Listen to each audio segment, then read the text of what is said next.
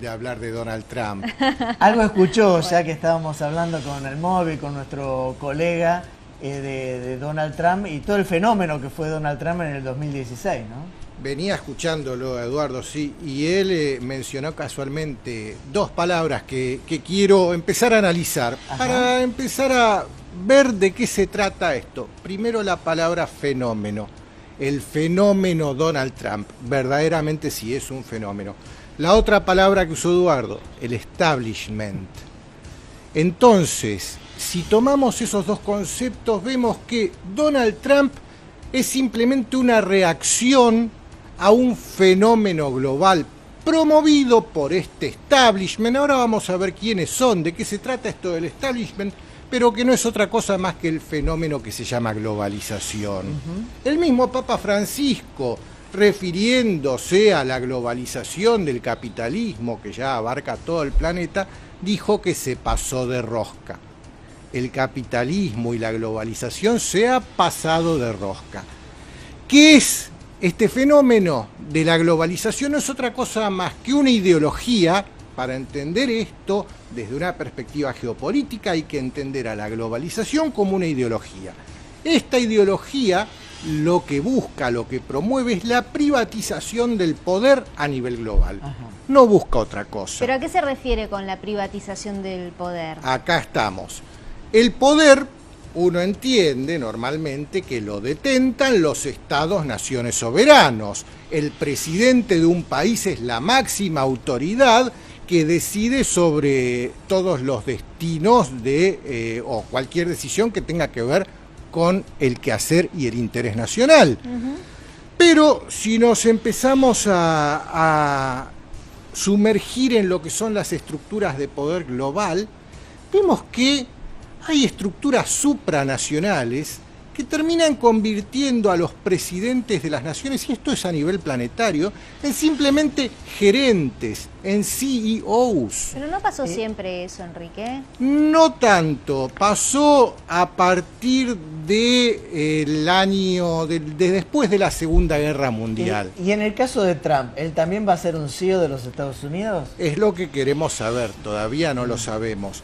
Pero déjame terminar con este concepto de la globalización. La globalización, entonces, entendamos lo que es un fenómeno que busca privatizar el poder a nivel global, que por arriba de los presidentes de las naciones hay instancias supranacionales. Mirá cómo en nuestro caso, Macri siempre se somete a las directivas del FMI. ¿Qué es el FMI? Es un organismo supranacional, y por arriba del FMI, ¿qué hay?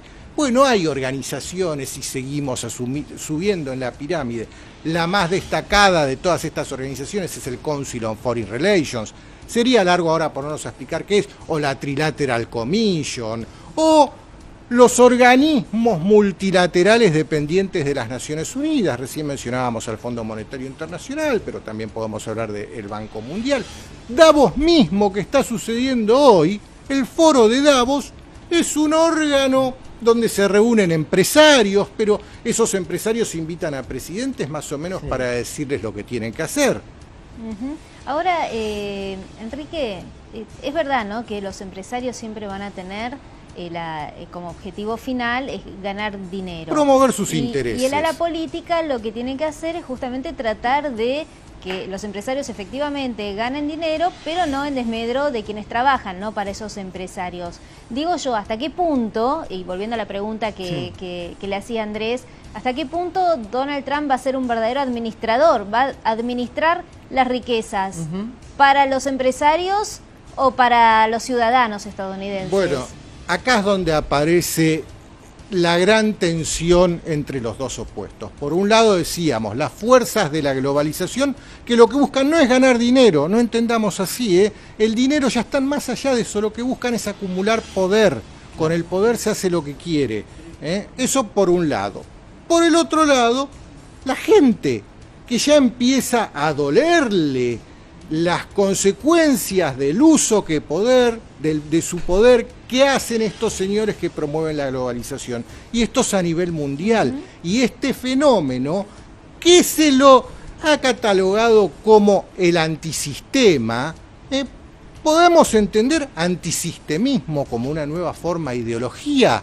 Sí. Podemos, pero estos personajes antisistema, en este último año, más que nada, empezaron a surgir en todo el planeta. Te pongo ejemplos. En el Reino Unido, Nigel Farage. En Italia, Beppe Grillo. En Francia, Marine Le Pen. En Holanda, Geert Wilders. En Hungría, Viktor Orbán. En Alemania, Frauke Petry. En Austria, que no ganó las elecciones al final, pero que estuvo a muy esto, cerca, sí. Herbert Hoffer.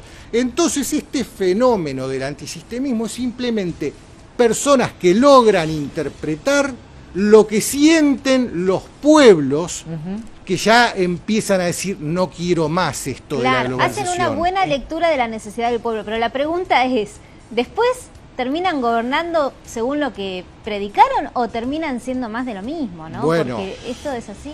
Hasta ahora, el primero de estos candidatos antisistema que verdaderamente llegó a la presidencia es Viktor Orbán en Hungría. El segundo es este señor Donald Trump. ¿Y qué piensa usted que va a pasar o cómo interpreta esta supuesta tensión o esta tensión que hay en este momento entre Estados Unidos y China? ¿Se va a profundizar o cuando llega al poder Donald Trump, ahora en las próximas horas, va a tratar de limar asperezas? Eso, hasta que no lo veamos en el poder, sería pura especulación hablar de qué va a hacer Trump con China. No lo sabemos. Trump es una caja de Pandora, pero déjame por lo menos plantear por qué, ya que hablábamos de este establishment, de estas elites, de estos señores que gobiernan, por qué permitieron que un tipo como Trump llegue al poder. Y acá está la clave. Hay tres posibilidades para entender por qué dejaron que Trump llegue. Se les escapó la tortuga en algún aspecto, no lo pudieron controlar, han hecho hasta fraude a la hora de contar los votos para que un presidente como George Bush hijo llegara a la presidencia, recontando los votos en el estado de Florida, donde su hermano era el gobernador. O sea, ¿qué pasó que acá se les escapó? Muchos decían a Trump lo van a matar antes de que llegue, no pudieron matarlo si es que lo intentaron en algún momento. Entonces, ¿qué pasó? Nos tenemos que preguntar, si no es que Trump lo dejaron llegar casualmente porque estos señores, este establishment, se dio cuenta que se pasaron de rosca y tienen que tomar medidas que ellos mismos no están dispuestos a sacrificar sus pellejos para tomarlas. Enrique, quiero hacerle una pregunta a propósito de la larga nómina que usted señalaba recién de estos fenómenos que se están dando a nivel global, ¿no? Sí. De dirigentes de ultraderecha, vamos a hablarlo como responde, digamos. No sé, en algunos casos son de ultraizquierda, Beppe Grillo, por ejemplo. Bueno, habría que verlo, ¿no? Sí, hay que verlo. Donald Trump, ¿podemos decir que es de derecha? No lo sé. Bueno, a ver, independientemente de la mano con la que lo cataloguemos, la pregunta es, ¿hay alguna posibilidad de que estos fenómenos de emerger efectivamente a la superficie de poder a nivel global traigan beneficios para las sociedades del mundo? Porque esta tragedia de los totalitarismos, la humanidad ya los vivió. Sí, pero no mezclemos conceptos. El totalitarismo acá no tiene nada que ver.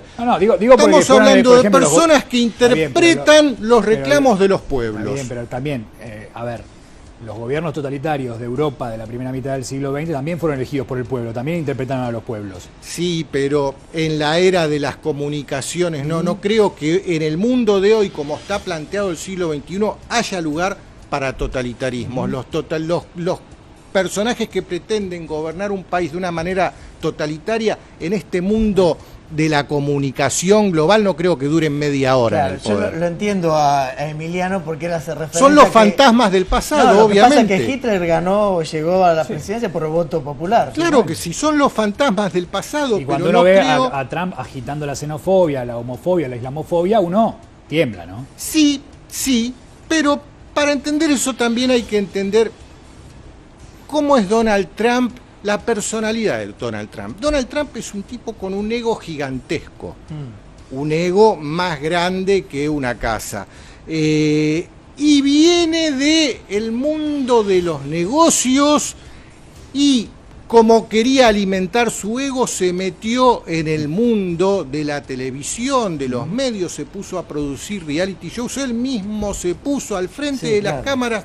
Quien haya visto El Aprendiz entiende cómo es la mentalidad de Donald Trump.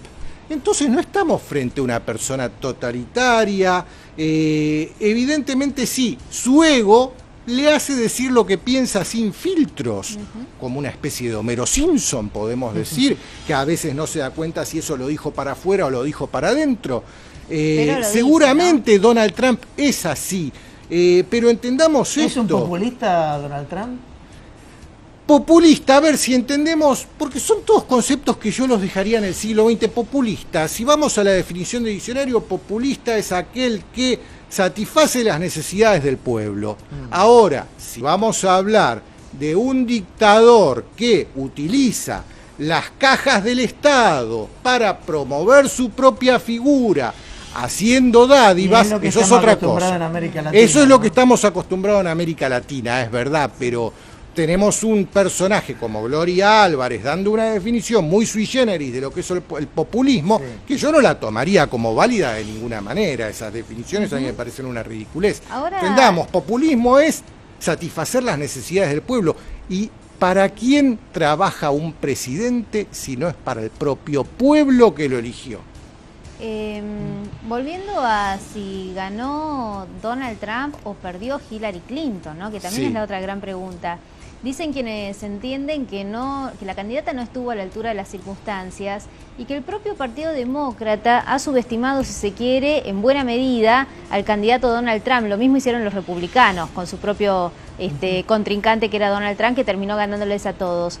Pero ¿realmente usted cree que Hillary Clinton no fue lo suficientemente inteligente en su estrategia de campaña para poder, digamos, empañar todo lo que ha logrado Donald Trump después en las urnas? Mira, ¿perdió Hillary Clinton? La pregunta es esta. Las dos cosas. Con respecto a la inteligencia de Hillary Clinton, es un hecho que tiene problemas de salud. Se han visto de manifiesto en varias oportunidades. Tal vez sus problemas de salud no le otorgaron la lucidez necesaria para lograr ponerse por delante de Donald Trump. Es posible.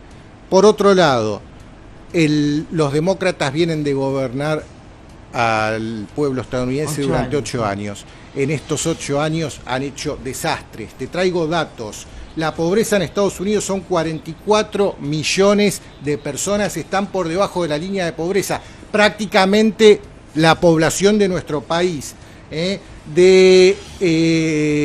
Estamos hablando en Estados Unidos 324 millones de habitantes. Cada ciudadano gastó más de lo que ganó. El festín de la deuda personal que tienen los americanos para mantener este American Way of Life hace que en promedio cada ciudadano norteamericano deba $65.000. En promedio cada ciudadano norteamericano. Es una locura eso. En hipotecas, tarjetas de crédito, leasing para el auto, en iPhone, en cualquier cosa. La deuda de los Estados Unidos, ya que a nosotros nos preocupa tanto nuestra deuda, supera el 100% del PBI norteamericano. La deuda de los Estados Unidos, para que se entienda, es un 14,46 seguido de 12 ceros. Es un número inentendible, inmanejable. Romero, nos tenemos que manejar con exponenciales para entenderlo. La última pregunta, bueno, se nos ha ido lamentablemente el tiempo, pero la última pregunta es: ¿qué tiene que esperar América Latina o Argentina, muy breve si puede, de Donald Trump? ¿Qué tiene que esperar América Latina de Donald Trump? Primero, si es un presidente que está dispuesto a priorizar el interés nacional del pueblo de los Estados Unidos por arriba de cualquier otro interés de cualquier otra nación, con América Latina, Estados Unidos se va a llevar muy bien, porque tenemos economías que en algunos puntos podemos complementarlas. Claro. Por ese lado, América Latina lo que podría esperar es eso. Hay que ver después la payasada del muro, de patear a los mexicanos del otro lado del mundo. Eso no creo que suceda. Es discurso para la tribuna que se ha hecho durante la campaña electoral. Pero a Donald Trump, para entender si es el bueno o si es el malo, y esto es lo más importante de todo lo que puedo decir esta noche, hay que ver qué hacen sus primeros 100 días con 3 temas fundamentales que van a definir el futuro no solo de los Estados Unidos, el futuro de la globalización en sí misma.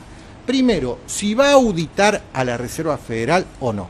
La Reserva Federal, desde que se creó en 1913, jamás en su vida fue auditada, pese a que hay un montón de presión por parte del Congreso de los Estados Unidos, por parte de un montón de ONGs, para que esta Reserva Federal se audite y se vea esta deuda de 14,43 billones de los nuestros de dólares, ¿de dónde sale? ¿Y los otros dos rápidamente? Segundo, si va a divulgar realmente lo que sucedió el 11 de septiembre del 2001.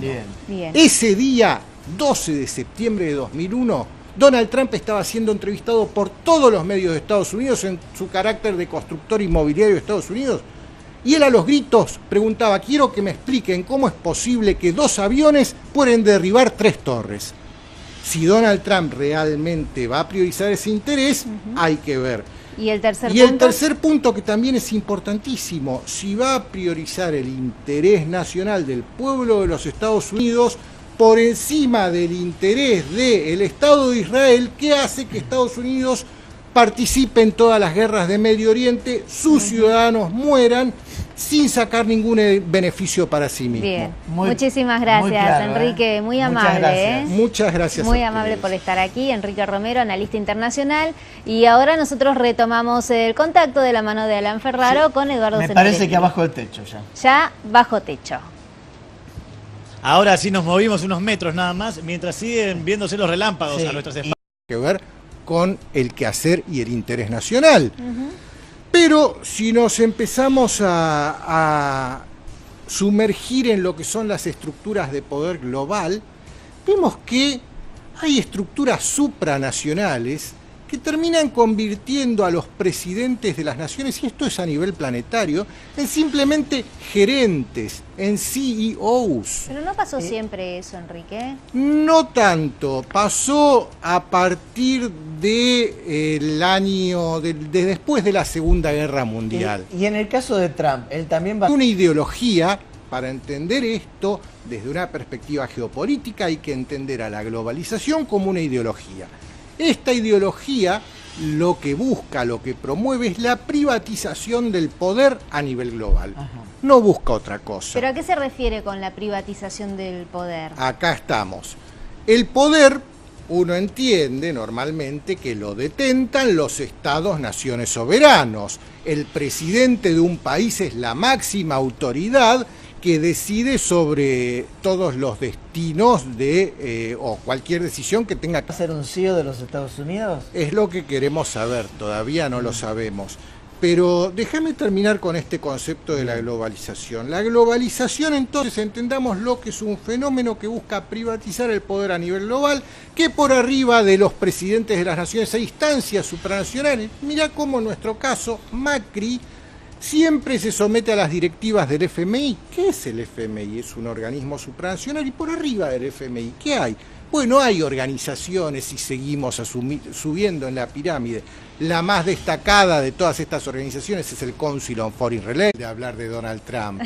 Algo escuchó, ya que estábamos hablando con el móvil, con nuestro colega de Donald Trump y todo el fenómeno que fue Donald Trump en el 2016, ¿no? Venía escuchándolo, Eduardo, sí, y él mencionó casualmente 2 palabras que quiero empezar a analizar. Ajá. Para empezar a ver de qué se trata esto. Primero, la palabra fenómeno. El fenómeno Donald Trump, verdaderamente sí es un fenómeno. La otra palabra que usó Eduardo, el establishment. Entonces, si tomamos esos 2 conceptos, vemos que Donald Trump es simplemente una reacción a un fenómeno global promovido por este establishment. Ahora vamos a ver quiénes son, de qué se trata esto del establishment, pero que no es otra cosa más que el fenómeno que se llama globalización. El mismo Papa Francisco, refiriéndose a la globalización del capitalismo que ya abarca todo el planeta, dijo que se pasó de rosca. El capitalismo y la globalización se ha pasado de rosca. ¿Qué es este fenómeno de la globalización? No es otra cosa más que